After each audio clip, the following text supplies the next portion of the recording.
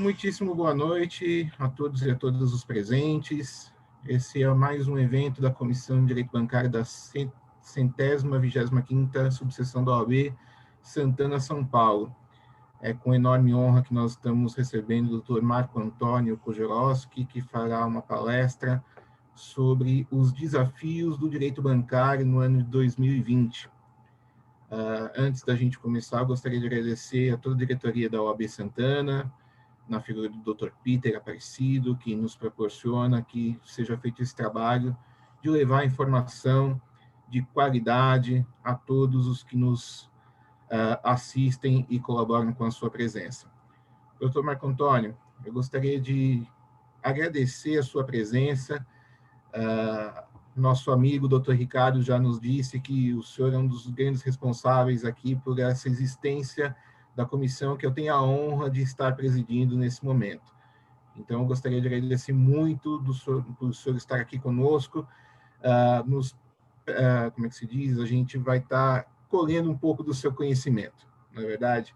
Então, eu espero que essa casa esteja sempre de portas abertas. Espero não, a casa está sempre de portas abertas para o senhor.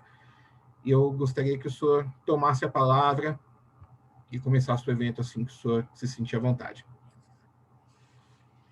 Bom, boa noite a todos e a todas. Quero fazer o agradecimento a Dr. Ricardo, nosso ex e sempre presidente da Comissão de Direito Bancário da OAB Santana. Quero mandar uma saudação especial ao presidente Peter. Quero mandar também uma saudação especial à minha presidente, doutora Rosimeire Mateus, e parabenizar e saudar também o nosso presidente, doutor Everton, e todos os membros da Comissão de Direito Bancário da OAB Santana. Também já vi que tem bastante pessoas na sala e eu quero fazer aí uma saudação muito especial a todos os participantes que vão abrilhantar hoje o nosso bate-papo. Bom, eu já tomo a liberdade de iniciar, presidente Everton, a nossa explanação, e é uma explanação que eu quero tentar fazer dinâmica e de uma forma que a gente possa trocar muitas informações.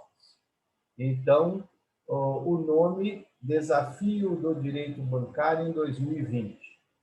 Os desafios são enormes, são muitos desafios, né? E para nós, advogados e os militantes da área do direito bancário. Eu dividi em 4 blocos para que a gente possa estar trocando melhores informações e, como eu disse, um bate-papo. Então, eu começo esse primeiro bloco como intitulado Qual o universo que abrange o direito bancário, né? Qual o mundo, o conteúdo que tem o direito bancário.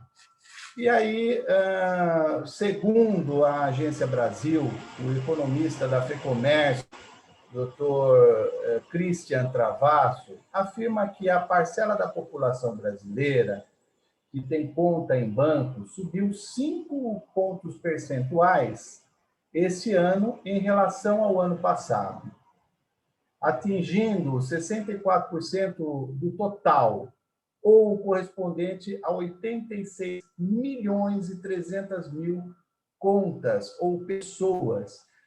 Portanto, esse é o universo das pessoas físicas com contas bancárias e esse crescimento de 2019 para 2020. De acordo com a FEComércio do Rio de Janeiro, é o maior percentual de bancarização registrado entre os brasileiros nesses últimos 9 anos. E cresce por uma sequência de formalização gradual do mercado de trabalho. Olha que interessante. Então, o crescimento se dá na vertente dos contratos de trabalho, né? E também é lógico, né?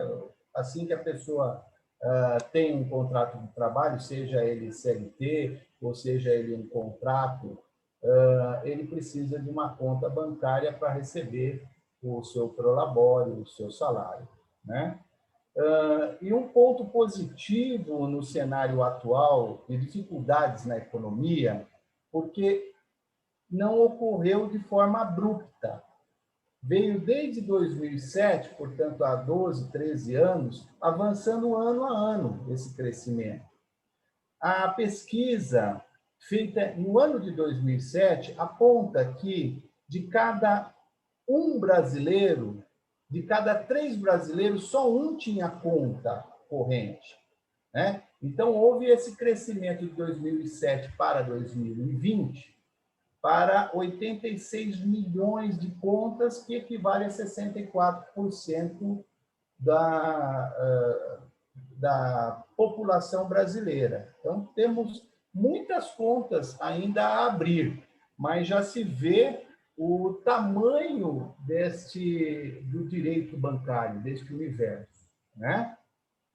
Nesse ponto, podemos dizer que haverá um potencial crescimento de clientes bancários a cada ano que passa, sendo um setor promissor aos operadores do direito. Então, aos jovens advogados, aos advogados que estão ingressando agora na carreira, a área do direito bancário é uma área muito grande, é uma área que tem muitos clientes, né? Por enquanto, a gente só está falando em contas correntes de pessoas físicas que têm efetivamente contas correntes. Tem pessoas que, porque tudo a gente faz hoje com a demanda bancária, tudo a gente faz através de um portal bancário, sendo ou não cliente. Então, isso já dá o potencial desse ramo do direito bancário, né? O universo. O aumento da bancarização está relacionado também a projetos sociais, né? Tais como o governo federal, o governo estadual e o governo municipal, que incentivaram a abertura de contas em bancos e o avanço de crédito, né? Então, nesse momento, isso ajuda o consumidor e ajuda as pessoas que se utilizam de algum benefício do governo. Então, também o governo, seja ele federal, estadual ou municipal, ele também é um potencial de abertura de contas de movimentações bancárias, né? E até porque, se você não tem uma conta bancária, você não consegue crédito. Então, para você buscar crédito no mercado, você tem que ter uma conta bancária. E a gente sabe que a conta mais antiga, ela te dá uma possibilidade de um crédito maior, né? Eu que já estou com meus 50 anos, tenho conta há 30 anos. Então, você tem, às vezes, uma possibilidade de buscar crédito pelo seu histórico de movimentação. Então, isso é importante, que para buscar esses créditos, ou para buscar o crédito, na seara bancária, seja ela instituição, seja ela banco, você precisa ter a conta, né? E nesse cenário, não só o cliente bancário pessoa física, mas também o cliente bancário pessoa jurídica. E aí você vai ver uma diferença sutil, mas importante.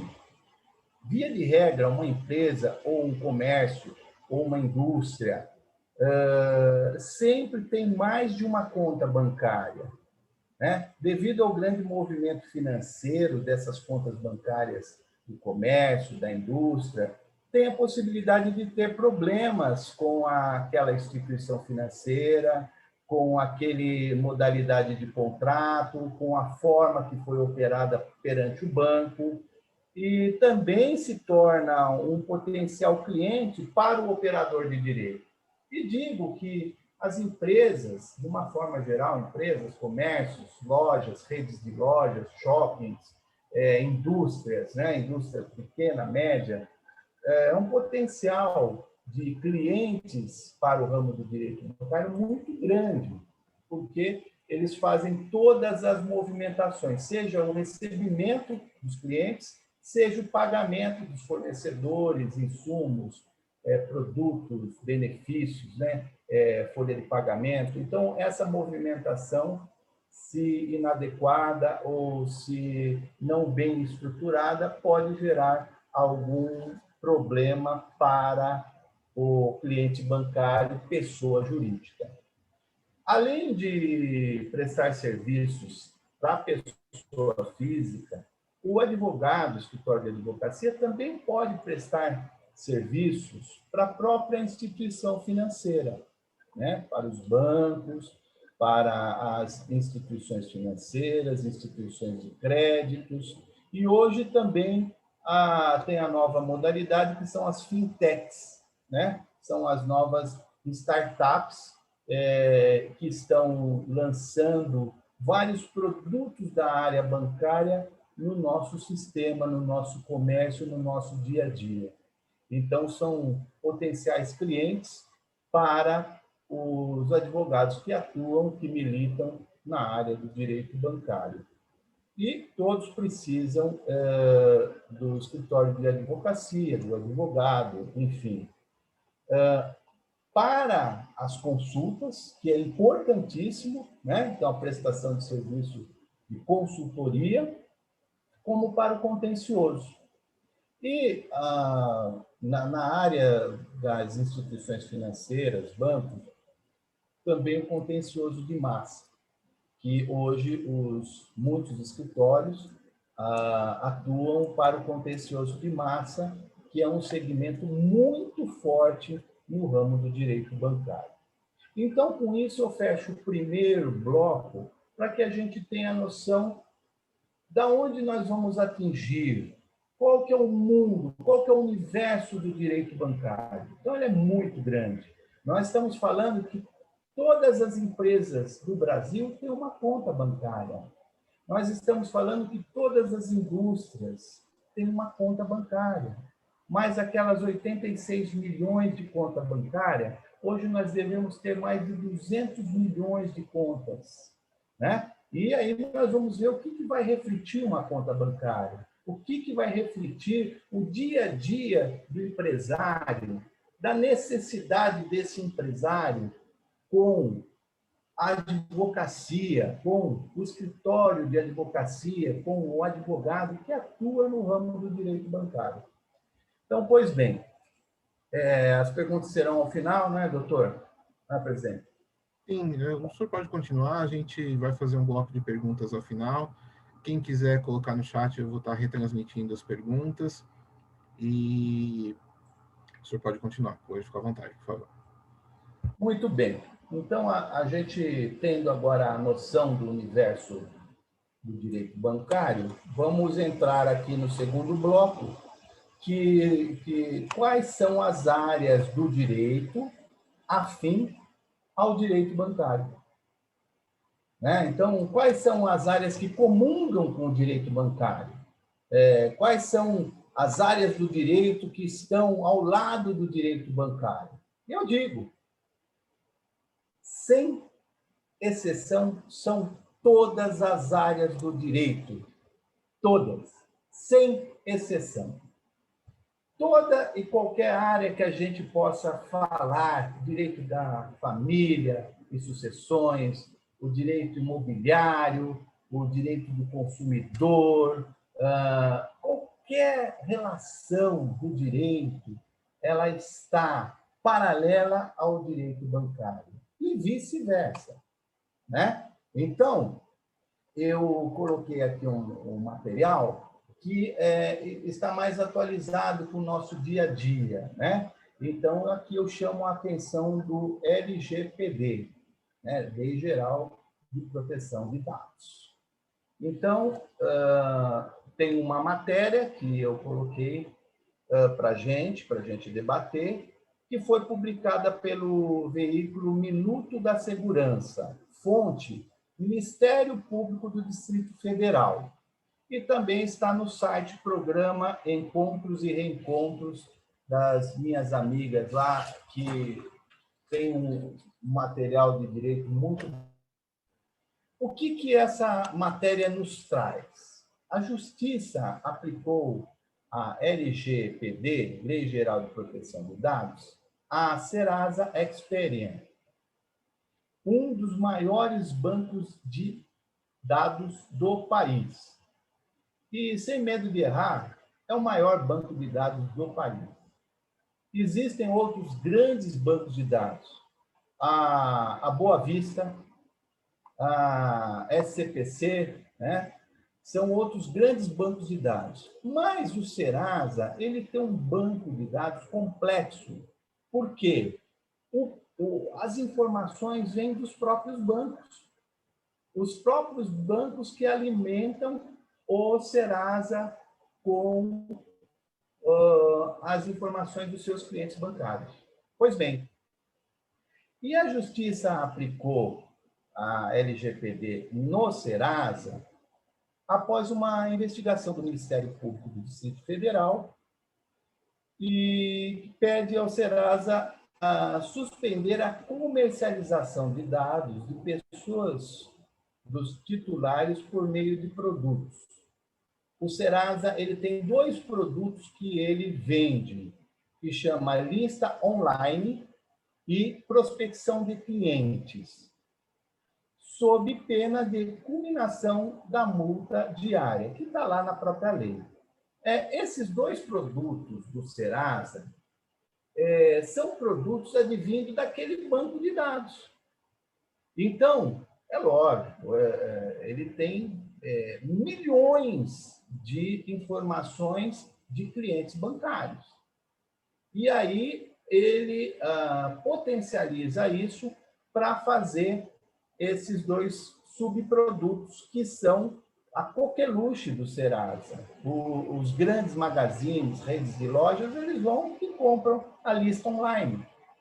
Vão lá e compram a prospecção de cliente. E aí que está. Qual é a fonte desse banco de dados do Serasa? Né? Via de regra, é a negativação do cliente bancário. Queira ou não queira, é uma informação sigilosa. Ah, mas ele foi negativado. Sim, o CPF foi negativado. Mas você não pode fazer uso do nome, endereço, telefones, né? Então, essa matéria ela é interessante porque ela diz o seguinte: uma investigação do Ministério Público do Distrito Federal levantou que a Serasa Experian comercializou informações como nome, CPF, número de telefone, entre outros dados privados de 150 milhões de pessoas. 150 milhões. Claro, pessoa física e pessoa jurídica, né? Nós, aqui no Brasil, nós temos mais de 200 milhões.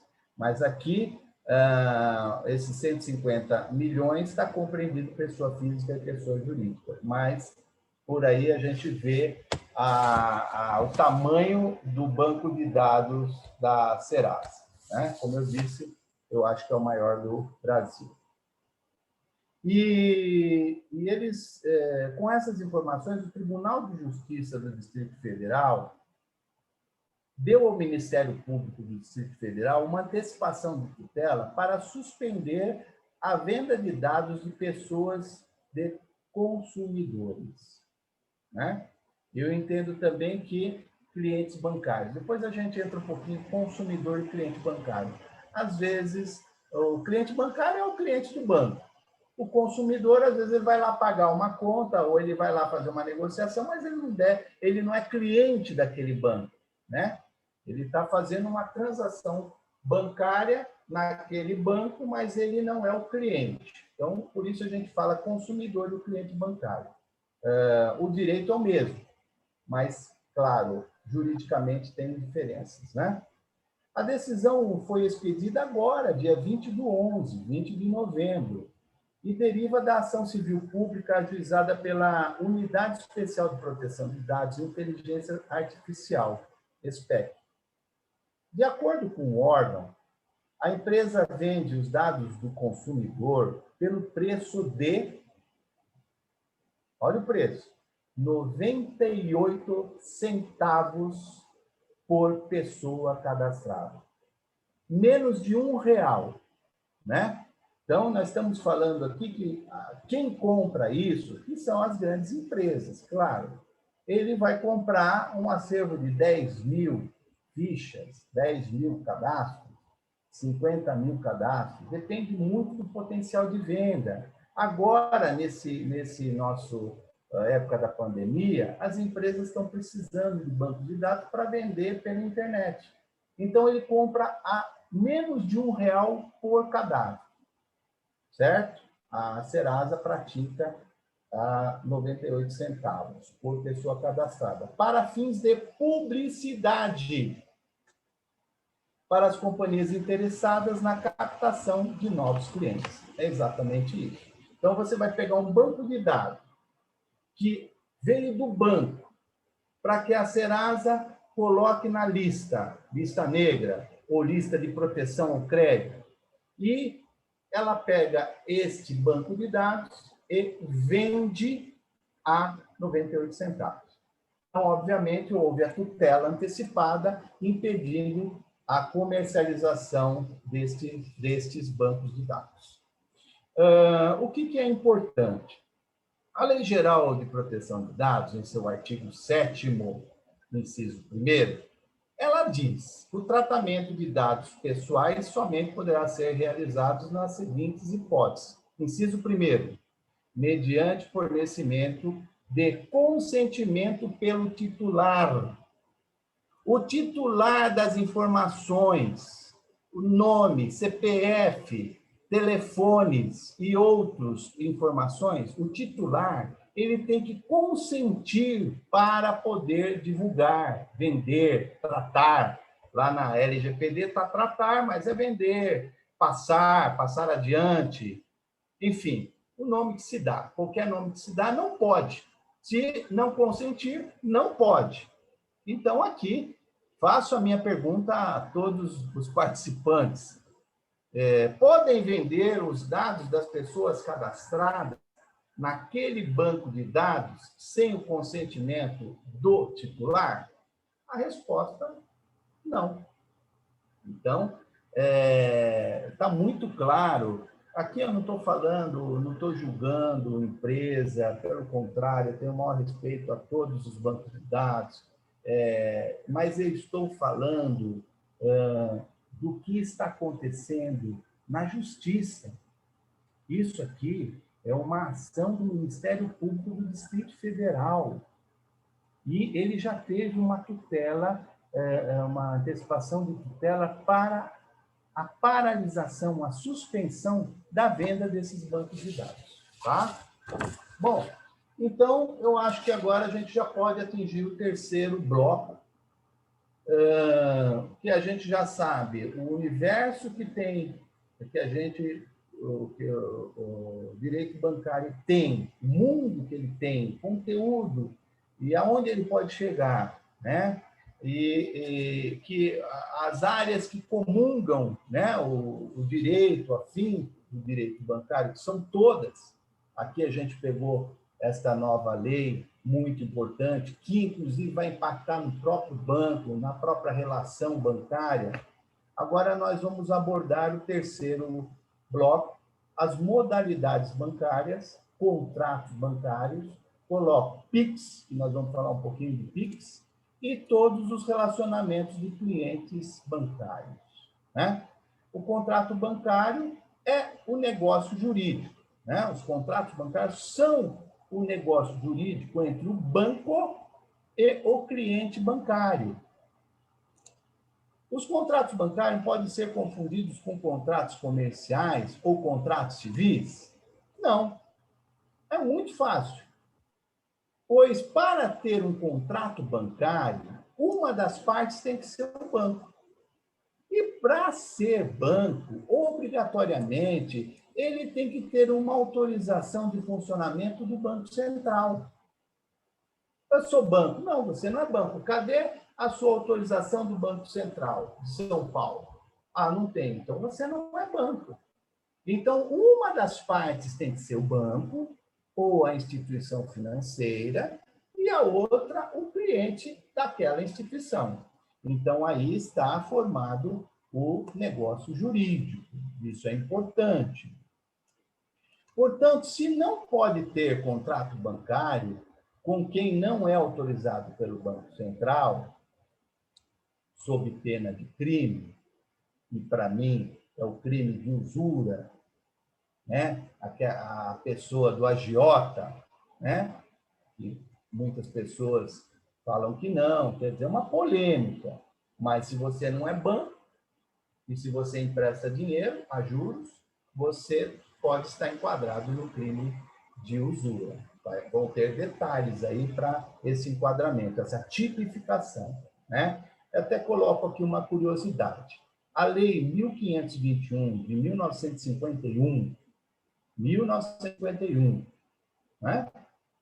70 anos, dispõe sobre os crimes contra a economia popular. Então, veja que está tipificado nos crimes contra a economia popular.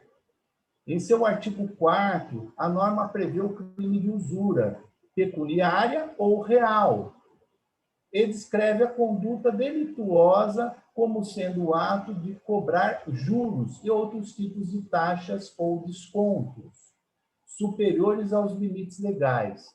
Que limite legal? Vamos chegar lá.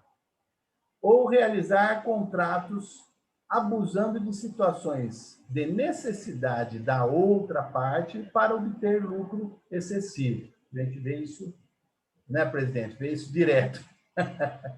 A pena prevista é de 6 meses a 2 anos de detenção e multa. Pouco, pequena, né? É uma pena branda. Né? Ah, mas ele cometeu 5, 6... É muito brando em relação ao estrago que faz com o necessitado. Né? E o necessitado, por sua vez, às vezes ele perde casa, ele perde carro, ele perde emprego, perde a mulher, perde os filhos, perde a família, por conta do agiota. Aqui também não estou fazendo relação de valores, eu estou simplesmente dizendo que está na lei. É importante, a gente respeita todas as partes, mas isso está na lei, não foi o Marco que inventou. Então, o termo agiota também é utilizado como sinônimo de usura.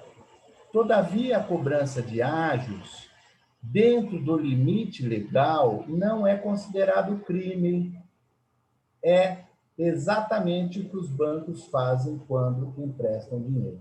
Pois bem, né? A gente vai pegar a Constituição Federal e deixou aberto para cada instituição financeira aplicar o seu juros, a sua cobrança. Tem banco que cobra 2%, banco cobra 6%, 8%, 10%. E aí, como que nós vamos mensurar? Eu entendo, eu já defendi algumas empresas, né, as factories, né? As factories, elas praticam, às vezes, empréstimo pessoal, aí pega um pouco, ou desconto de duplicata, enfim. Eu acho que a taxa da poupança, ou um pouquinho, ou a menor taxa praticada por um banco, ela pode ser caracterizada que não é um crime de usura. Ela pode ser caracterizada que não foi praticado um ágio. Né? Então, se você querer usar 8% de um banco, ou 2%, ou 6%, ou 10% de outro banco, vai cair no crime de usura. Ah, mas o banco pratica. Mas o banco é o banco. Ele tem autorização de funcionamento do Banco Central. E não é fácil pegar uma carta de autorização. Às vezes demora, no mínimo, 6 meses a 2 anos. Pois bem, os contratos são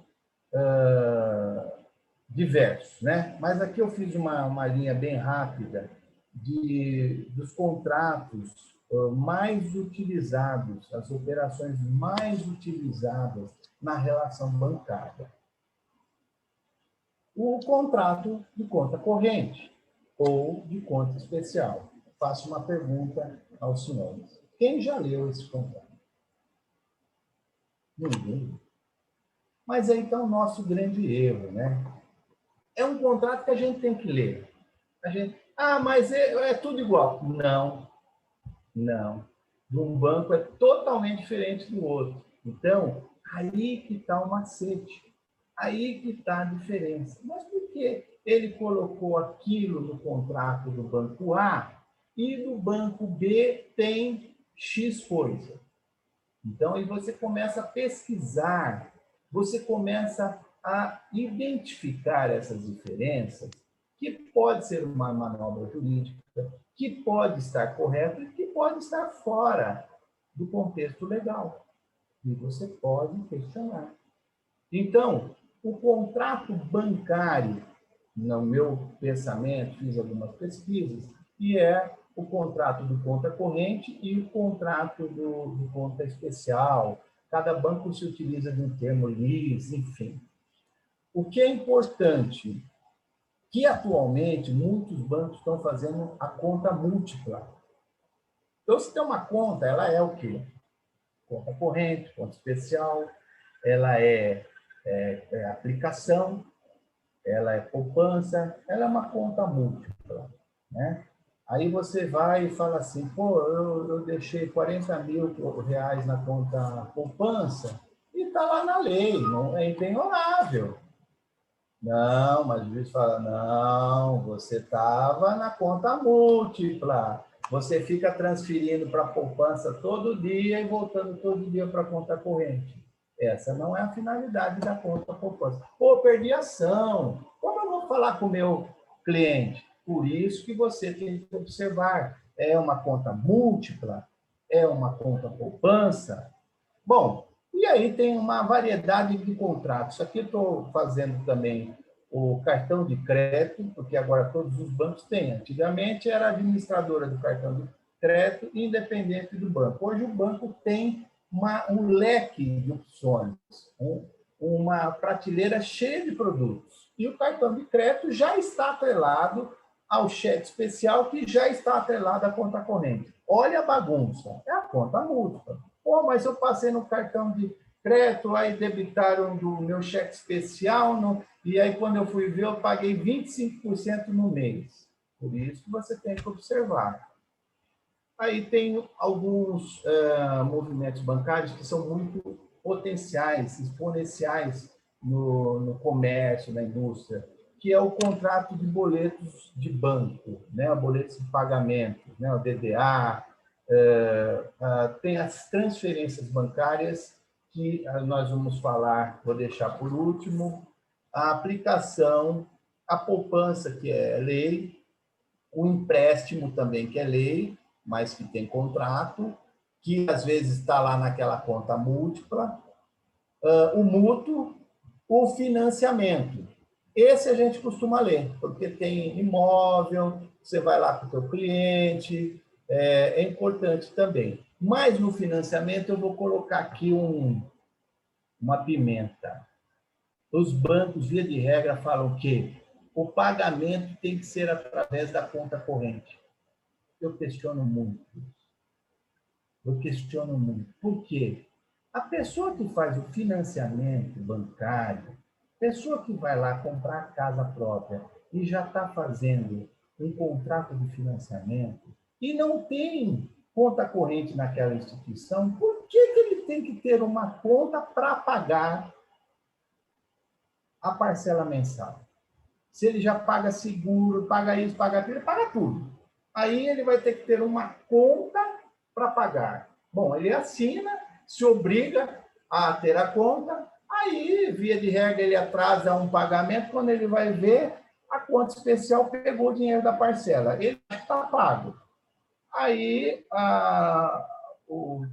usou lá e tirou mais taxa, tirou mais isso, tirou a taxa mensal da conta corrente. Quando ele viu, tirou lá 1/3 quase da parcela. No mês seguinte, ele deposita, bom, caiu a parcela. E aí, quando ele vê, vira uma bola de neve, está devendo 3 parcelas, alienação fiduciária, o banco vai lá, toma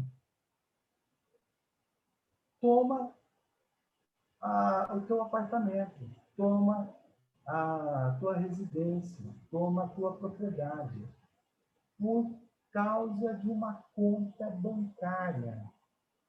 Gente, é complicado. Momento mercantil, câmbio, né? Para quem faz importação, exportação, fechamento de câmbio. Câmbio, você necessariamente você se utiliza do banco e é um contrato bancário e outros, contrato de seguro. Eu até não coloquei na lista, mas o contrato de seguro já virou um contrato bancário também. E as transferências bancárias, que nós temos o DOC, depois nós tivemos o TED e hoje nós temos o Pix. Aí você fala, passa a chave do Pix. Pelo amor de Deus, eu não confio nisso. Não, você está louco. Gente, o Pix está há 30 anos atrasado no Brasil. O Pix, ele tem algumas vantagens. Eu coloquei aqui 2, 3, mas ele tem infinitas vantagens em relação ao DOC e em relação ao TED. O TED já tem milhares de vantagens em relação ao DOC. Ele pode ser mais caro, mas ele cai em 30 minutos, né? A base de compensação. Pega lá as plataformas dos bancos, fazem a compensação de 30 em 30 minutos, está lá na conta. E o Pix? Agilidade, muito rápido. 10 segundos. 10. Eu faço Pix toda hora. Faz Pix de R$10.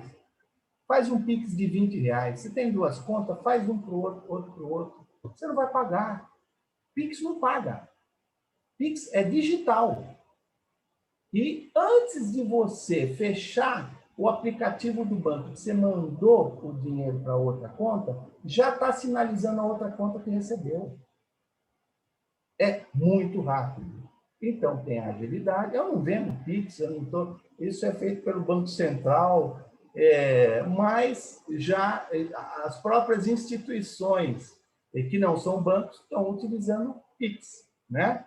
É seguro, sim, é seguro. Ah, tem fraude? Tem. Ah, vai ter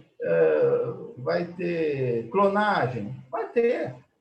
Não vamos... Ah, não, ele é seguro como um caixa forte. Caixa forte não é seguro. O Pix, ele é seguro na modalidade de transferência bancária, forma de pagamento. E as informações são resumidas, né? Você não precisa pôr agência, conta, banco. Às vezes você põe banco, por exemplo, banco tal. Aí você põe o nome do banco, sai outro número, porque aquele banco tem 3 bancos. Aí você põe o outro número daquele banco, vai errado, e a pessoa liga e fala, você não pagou, você não transferiu. Não, aqui é uma chave. As chaves mestres ou as chaves mais usadas, o que é? CPF, celular, e-mail. Não tem como errar, não tem como esquecer. Então, o Pix é modernidade, sim, é uma das formas de pagamento. Ah, mas o DOC vai acabar? Não, agora não. Pode demorar 1, 2 décadas, ele vai acabar, mas agora não. E o TED? Também não. Por quê? A gente acabou de falar que tem 86 milhões de contas. Nós temos 200 milhões de brasileiros. Quer dizer, a gente não tem uma conta para cada brasileiro. Então, não vai acabar. O DOC, para o público do DOC, ele é importante, que é um público mais específico. Para o dia a dia, para a agilidade, o Pix está funcionando. Bom, eu vou aqui, estou falando demais, presidente, você me desculpe, mas já vou para o último bloco. Por favor, continue nos presenteando, tá maravilhoso. Eu, às vezes, acho cansativo. As lives estão sendo cansativas, às vezes, e a gente faz muita live, né, por conta da OAB, da gente trabalhar. Mas o que a gente quer? É passar o recado para o nosso colega, é passar essa informação, essa atualização, essa troca de informação, né? Então, vamos para o quarto bloco. Eu acho que todos estão ávidos para... Mas, Marco, quais são as leis mais adequadas para uma ação bancária? Onde você pega a lei? Onde você busca isso?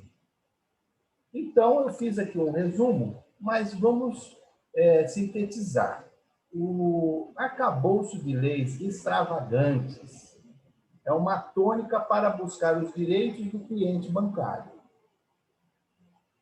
Não existe um código próprio do direito bancário, infelizmente, que pela sua importância poderia ser perfeitamente constituído como uma relação de respeito e limites do banco e do cliente bancário, do banco e do consumidor. Mas, atualmente, temos bons diplomas para reger a relação do direito bancário, né? E eu aqui vou atribuir a primeira à própria Constituição Federal, de 1988.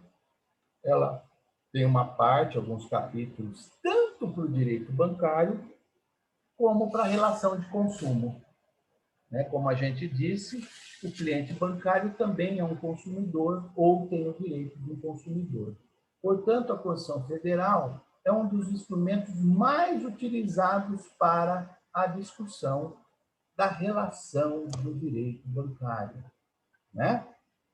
O segundo livro, que é muito bom e que a gente pode aplicar na relação, na ação propriamente dita, no caso concreto, é o Código do Consumidor, né? O Código do Consumidor ele foi preparado para atender os anseios do consumidor. O cliente bancário é um consumidor, ou tem o direito tanto quanto do consumidor, e está lá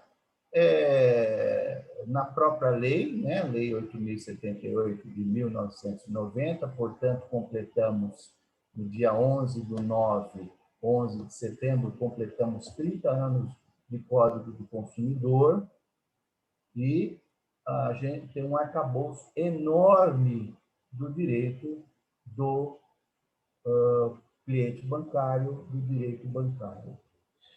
Coloco também a própria LGPD, né? Porque a LGPD, acabamos de dar um exemplo, né? Tem tudo a ver com o direito bancário.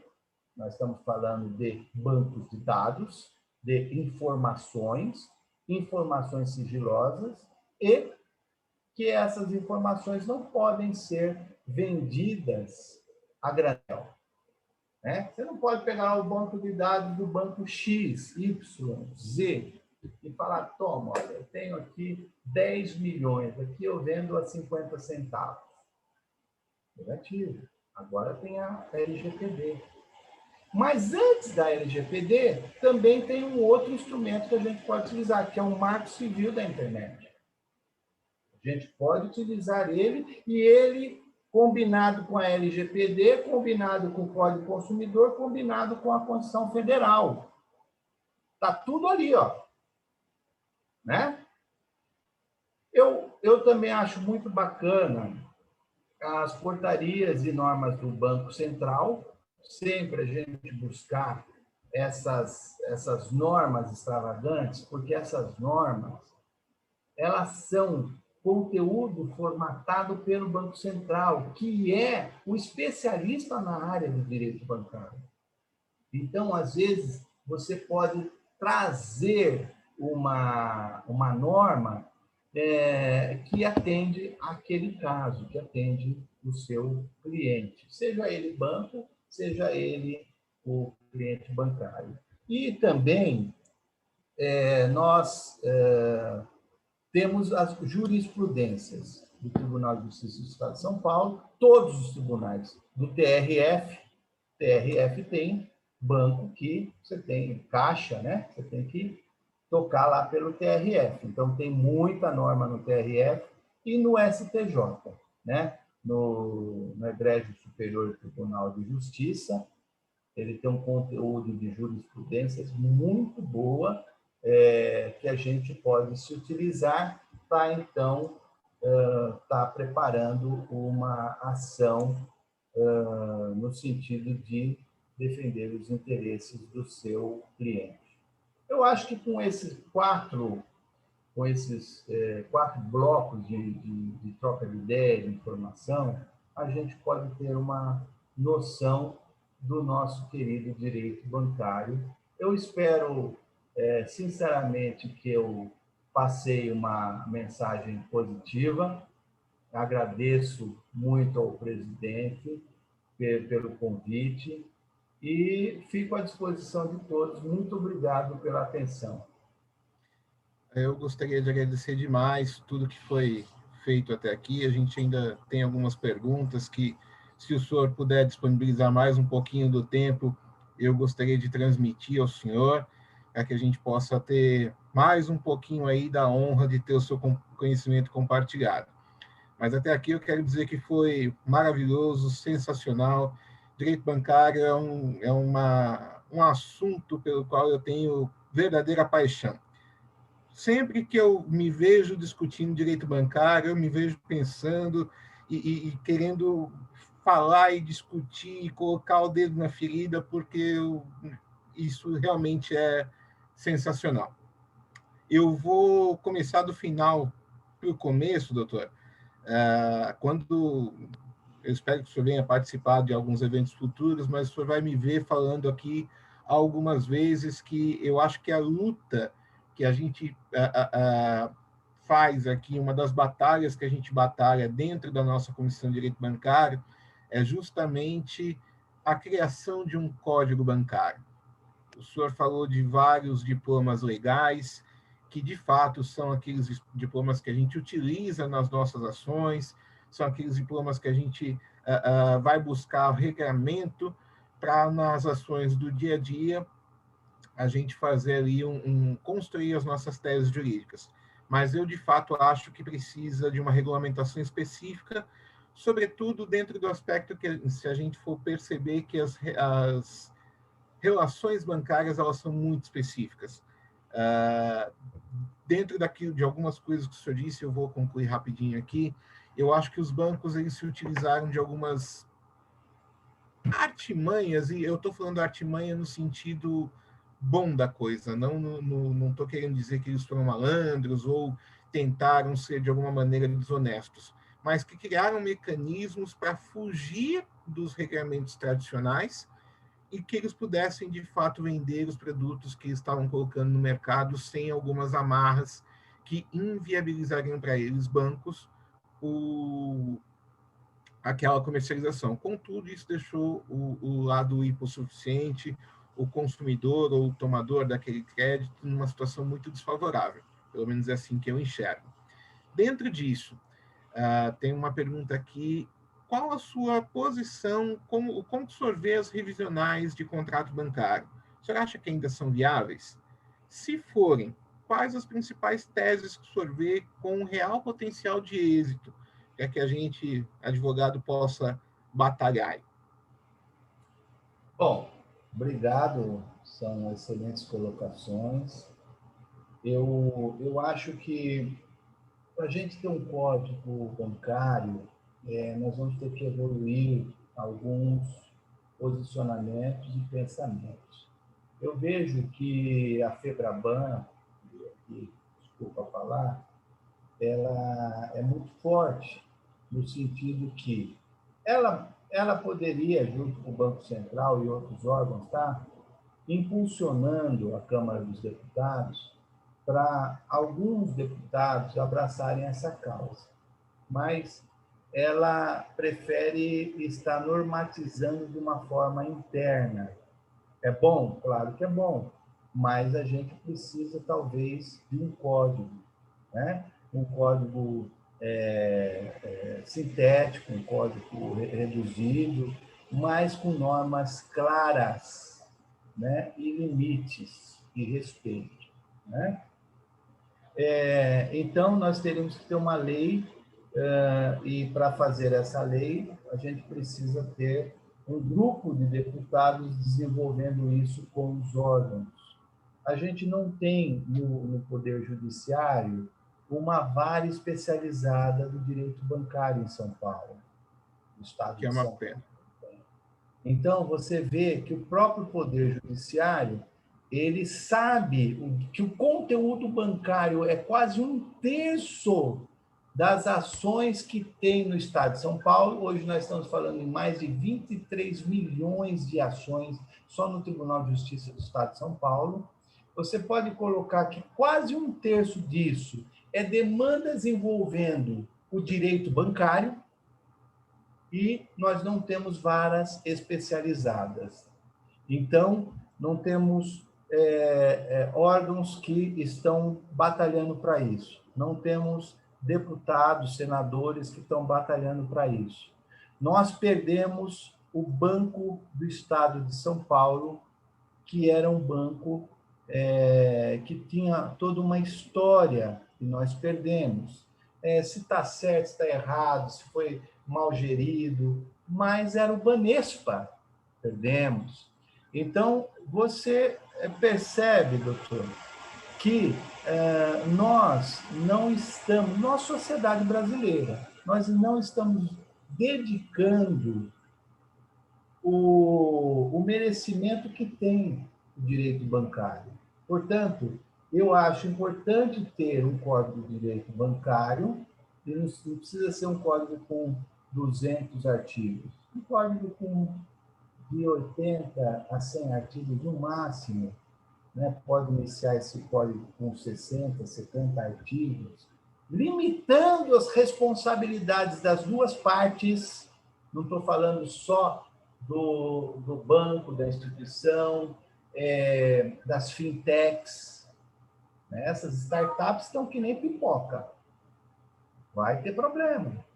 Tem startup séria? Tem startup que investiu no Brasil 3 bilhões de reais para o cartão magnético, para o cartão de plástico.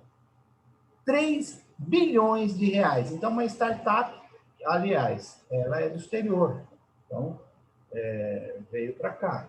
Então, veja, eu acho que esse universo precisa ter o seu destaque, o seu merecimento. Mas não vai ser constituído, não vai ser feito, se não tiver um grupo de legisladores, um grupo do Poder Judiciário, da advocacia, do Ministério Público. O Ministério Público atua muito em questão de lavagem de dinheiro. Toda e qualquer lavagem de dinheiro é através do banco. Isso é a regra dos Estados Unidos. Então, gente, a gente tem que fazer a nossa área de direito bancário ser valorizada. Mas não é só eu e o senhor, presidente. É a sociedade. A sociedade tem que pedir. Quer ver uma coisa? Até 30 minutos ficar na agência. Depois, até 15 minutos ficar na agência. Entraram com a medida, foi suspenso, hoje você fica uma manhã toda, uma tarde toda, ou o dia inteiro para sacar um dinheiro. O benefício. Tem gente que chega às 8 da manhã e sai 4, 3 horas da tarde. Você acha correto isso com a pessoa, com o ser humano? E isso estava lá regrado para ser 15 minutos. Bom, então, se não tiver essa preocupação, a sociedade não tiver essa preocupação, não vai ter o código. O código é importantíssimo, né? Mas tem outras prioridades? Tem, mas esse também é uma prioridade.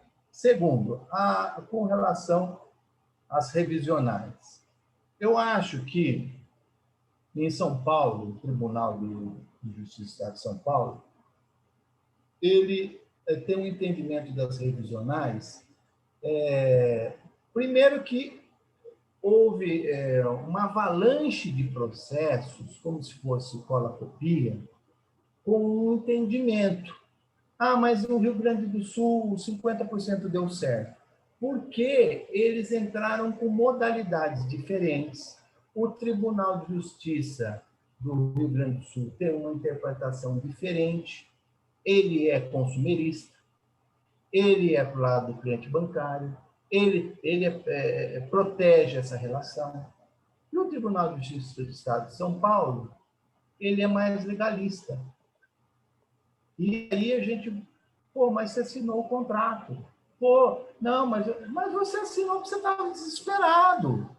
Você assinou um contrato, porque se você não pega aquele dinheiro, você não paga a parcela da tua casa, você perde a tua casa. Então, você assina qualquer papel. Então, é alienação fiduciária. Alienação fiduciária é um remédio muito amargo, muito amargo. Ah, mas os bancos precisavam. Mas, gente, você perde uma propriedade que você morou 30, 40, 50 anos, às vezes, porque você fez uma alienação fiduciária e você não conseguiu pagar 3 parcelas. Então, vamos aumentar 3 parcelas para 6, para um ano. Nós estamos falando de bem real. Então, eu acho que, quando se trata de direito bancário, entra lá, o deputado faz, a coisa vai, e tem órgãos que têm força e vão lá, e lógico, eles vão ver para o lado deles. Então, tem que ter o PROCON, órgãos potenciais também para estar balizando, para estar combatendo, para estar tá parelho e está buscando esse mecanismo. Então, as ações revisionais em São Paulo, se você entrar com o mesmo foco ou com o mesmo objeto, elas serão infrutíferas, porque já é um pensamento da maioria, né?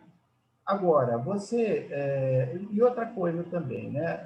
A gente teve muito êxito no dólar, né? Quando a gente entrava com as previsionais de dólar, você comprava um carro 10 mil reais, no mês seguinte você tinha uma dívida de 40 mil reais, o carro valia 7. Né? Então, houve lá, até a pacta sunt servanda, mas você teve uma impossibilidade, teve uma movimentação irregular e você demonstrou que é incompatível com o pacto, é incompatível com o que você assinou, porque rapidamente mudou.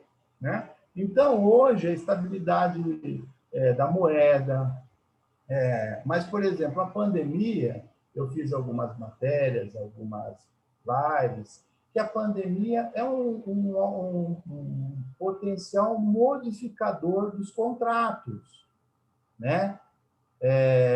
Então, pode-se rever a tese das revisionais por conta da pandemia do Covid. Mas o que a gente precisa entender? Primeiro, o que modificou, de fato, e provar.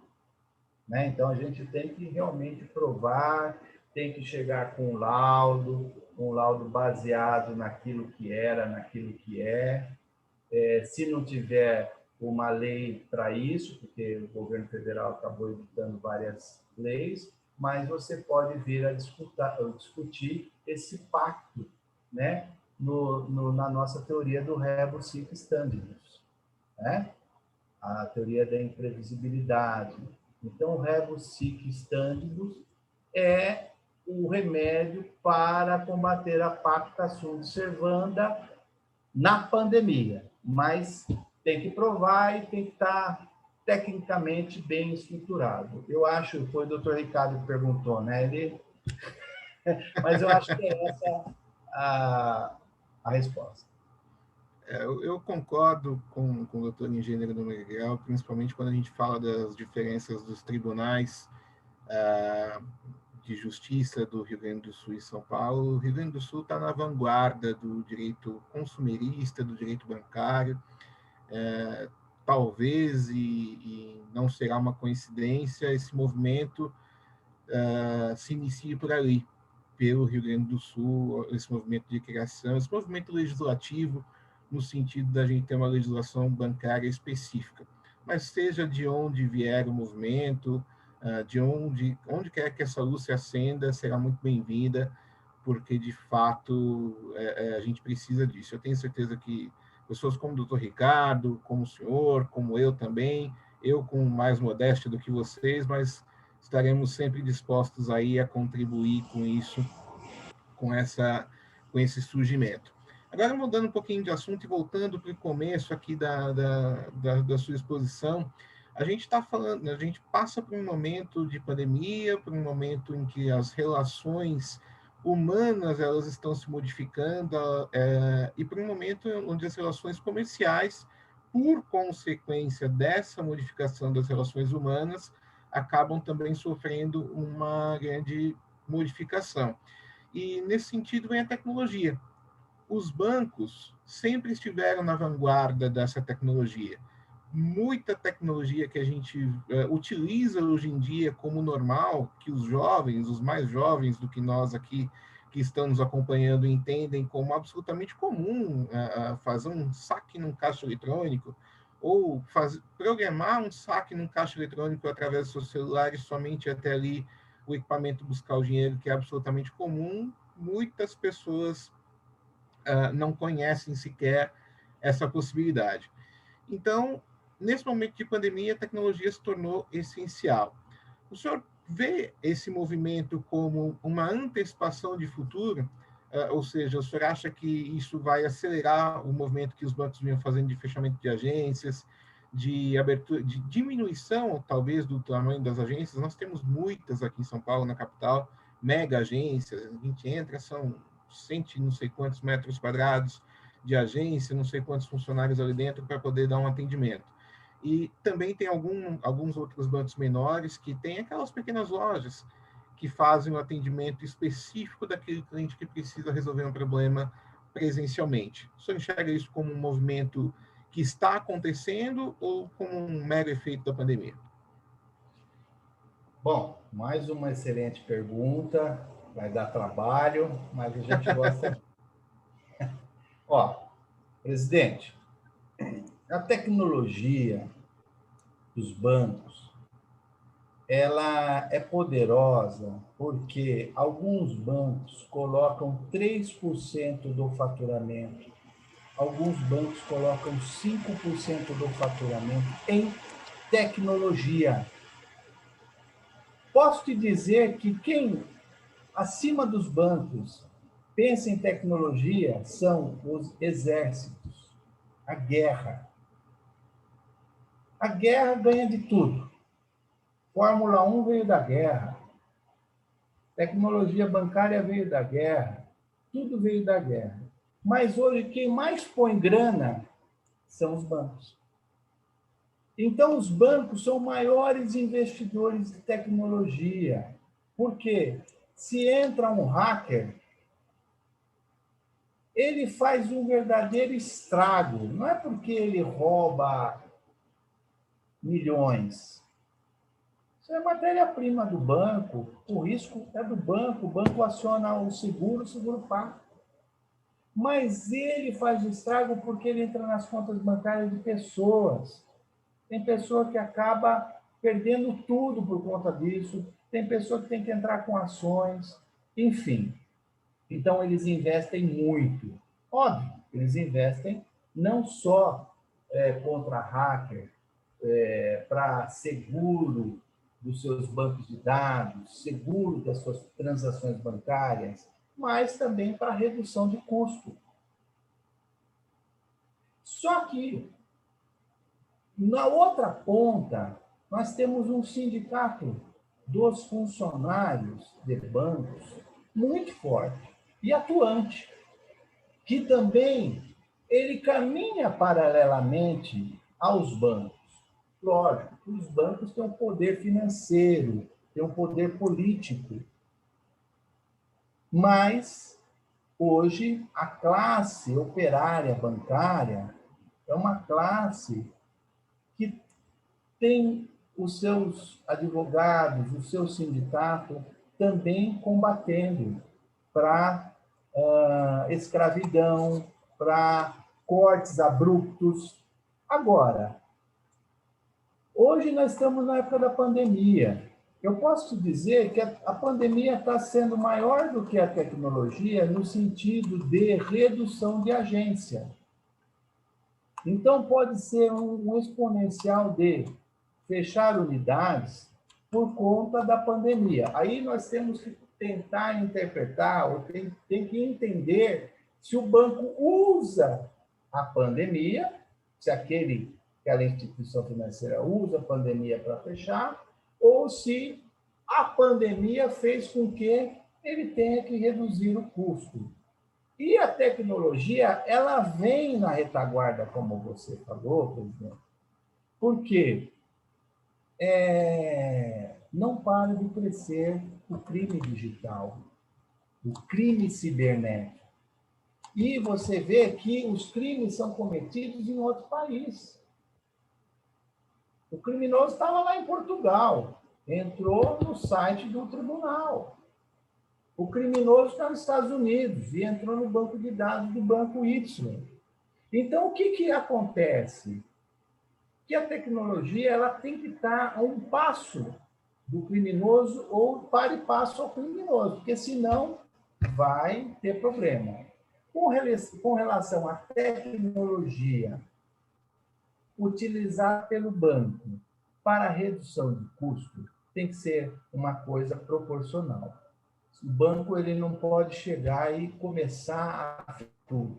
Vai ter redução, sim, mas associado à questão da pandemia. Eu acho que vai ter alguma redução. É impossível você manter 1.000, 2.000, 5.000. Tem banco que tem 5.000 agências, 7.000 agências. Tem banco que tem 13.000 agências no território nacional e ninguém vai lá. Como é que fica? Né? Então, vai ter essa redução. Agora, o que é importante? Acompanhar a questão pandemia, não é? E mais que isso, eu acho que a tecnologia ela vai, sim, reduzir o custo, tem uma tendência de redução de custo para o banco, mas a tecnologia para o banco ela é a alma do banco. Se o banco não tiver uma plataforma boa, uma tecnologia boa, pode quebrar. Então, a tecnologia ela veio para abrilhantar a relação bancária. Né? Você pega lá teu celular e faz, e vai Pix para cá, Pix para lá. Isso aí é tecnologia. Agora, eles vão utilizar a tecnologia todos os departamentos do banco. Claro, temos que ficar de olho para ver se a tecnologia está sendo utilizada do lado do bem, que eu acho que é sempre utilizada, ou do lado do mal. Espero ter respondido. Claro que respondeu. Eu concordo plenamente.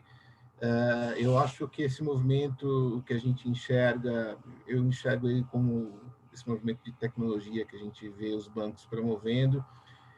Ele pode dar muito certo, ele pode trazer inúmeras vantagens para a população que tem conta em banco, que movimenta suas contas bancárias, mas ele tem que ser visto com certas ressalvas, porque no final das contas, de um lado, do nosso lado aqui, das pessoas que mantêm contas, a gente está movimentando dados ou movimentando valores, mas a conexão que esses dados ou esses valores vão buscar, em última análise, é com pessoas. E pessoas se conectam com pessoas. Então, não adianta digitalizar 100% desse movimento, porque eu acho que as pessoas vão tender a fugir desse mercado e arrumar alternativas. E as alternativas, o senhor abordou muitíssimo bem aí durante a palestra, nem sempre são salutares. Doutor, eu poderia passar a noite aqui conversando com o senhor. O papo é maravilhoso, mas infelizmente a gente já vai avançando a hora. Gostaria de pedir suas considerações finais para que a gente possa fazer aí os agradecimentos. Bom, eu finalizo, espero que todos que me ouviram, tenham tirado algum proveito. Eu quero agradecer novamente ao presidente Peter, presidente da OAB Santana, a minha presidente Rose Mateus, da minha querida OAB Tatuapé, ao presidente Ricardo, um grande amigo, um grande profissional, e ao nosso querido presidente Everton, que, sem dúvida, trouxe assunto pertinente, e toda a Comissão de Direito Bancário da OAB Santana. Muito obrigado a todos e uma boa noite. Nós é que agradecemos. A Comissão de Direito Bancário teve enorme honra e prazer em recebê-lo aqui nesse evento, nessa palestra. Estamos aqui representados por alguns membros, eu, doutor Ricardo, doutora Elisa, que está aqui também, todos os demais que, com certeza, por algum motivo não puderam comparecer, mas que assistirão esse evento, se sentirão tão honrados quanto nós. A subseção também tem enorme prazer em recebê-lo, as portas da casa estarão sempre abertas. Muitíssimo obrigado também à subseção Tatuapé, co-irmã. A gente está sempre fazendo eventos conjuntos aí, que são sempre muito valorosos. Mais uma vez, muitíssimo obrigado. Obrigado a todos os que participaram, os que nos ouviram até o presente momento.